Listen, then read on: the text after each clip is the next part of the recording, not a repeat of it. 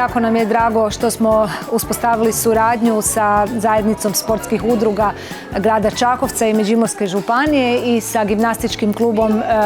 Marijan Zadravec-Macan na ovoj suradnji sa ciljem poticanja zdravih životnih navika obitelji. Naravno, danas je Međunarodni dan obitelji.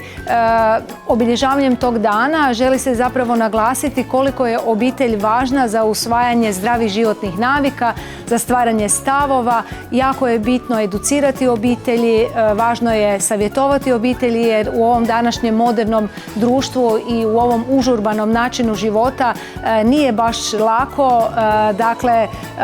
ne usvojiti nego možda održavati te zdrave životne navike jer je zapravo puno faktora koji tome zapravo ne da doprinose nego idu u nekako u zapravo krivom smjeru i nije jednostavno. Mi smo za danas iz tog razloga se fokusirali na nekoliko tema. Mentalno zdravlje je vrlo, vrlo važno. Obitelj je ta koja pruža sigurnost djeci, obitelj je ta u kojoj se stvaraju stavovi, obitelj je ta koja mora zaštititi dijete, koja mora zapravo djetetu pružiti tu sigurnost i naravno mora ga i educirati, a roditelji trebaju biti pozitivni uzori. S druge strane, znači fokus nam je i na pravilnoj prehrani. Nažalost, evo, svjesni smo da u sve mlađoj životnoj dobi, dakle i u djece, dakle školske dobi i u adolescenata nerijetko već imamo i povišen krvni tlak. Zatim, nažalost, evo i hiperlipidemija, znači povišene masnoće u krvi se također često i kod djece, ne tako često, ali evo prilikom upisa u prvi razred se sada kontroliraju te masnoće u krvi i negdje oko 5% te djece već ima zapravo vrijednosti koje su iznad onih koje su idealne. Krvni tlak je također, evo nažalost, jedno stanje, a i stanje koje vodi u brojne bolesti od kojih zapravo oboljeva, znači preko 50% naše odrasle populacije već ima visoki krvni tlak i jako je važno da zapravo evo kad god imamo priliku da taj krvni tlak izmjerimo i da kroz usvajanje zdravih životnih navika nastojimo prevenirati krvni tlak ili naravno ako je on prisutan treba ga liječiti.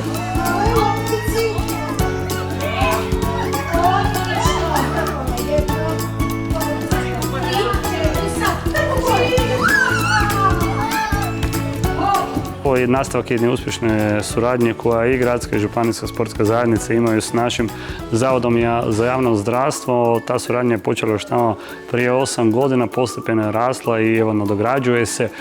Izuzetno smo sretni evo što je naš zajednički projekt, odnosno aktivnost na projektu Živjeti zdravo volonteri u parku polučila takve rezultate u prošlosti da evo i Nacionalni zavod za javno zdravstvo je želio da ovaj dan obilježimo u Čakovcu. Prošle godine smo u Čakovcu imali nacionalno obilježavanje tog dana, a sad su nas evo zamolili da i dalje nastavimo s tim obilježavanjem i da uspijemo održati tu neku tradiciju. Pripremili smo jedan zanimljiv program, malo drugačiji nešto u odnosu na ovaj prošlogodišnji Perivoju Zrinski. Međutim, nažalost, htjeli smo baš da taj dan se provede, odnosno da se obilježi upravo na 15. svibnja, dan kada se obilježava Svjetski dan obitelji i baš evo ko za inat, vremenska prognoza nam nikako nije išla na ruku kako se približava taj četvrtak. Naznake su bile sve lošije i lošije i evo vrijeme je to potvrdilo, dakle prognostičari su bili u pravu, stigla nam je kiša, zahlađenje, tako da smo se morali premjestiti u ipak nešto ograničeniji prostor nacionalnog doma, pa smo smanjili broj sudionika, podijelili ih u neke različite grupe, tako da su izostale one velike brojke od prošle godine. Nadam se da ćemo evo sljedećih godina kad ćemo to nastaviti obilježavati opet moći ponoviti, ali i na ovaj način uspjeli smo dakle naglasiti onu cijelu priču da je kamen temeljac cijelog zdravlja u principu obitelj, da roditelji, očevi i majke moraju biti uzor svoje djeci svojim ponašanjem, svojim pristupom, dakle u svih 24 sata djeca ih kopiraju i gledaju, dakle ako su roditelji u sportu, sportaši žive zdravo, tako će biti djeca, ako se roditelji zdravo hrane, tako će biti djeca, ali i kroz ove naše radionice, odnosno radionice Zavoda za javno zdravstvo, ipak ćemo i možda tu bubicu jednu i djeci staviti već od malih nogu o važnosti te zdrave prehrane, piramide hrane.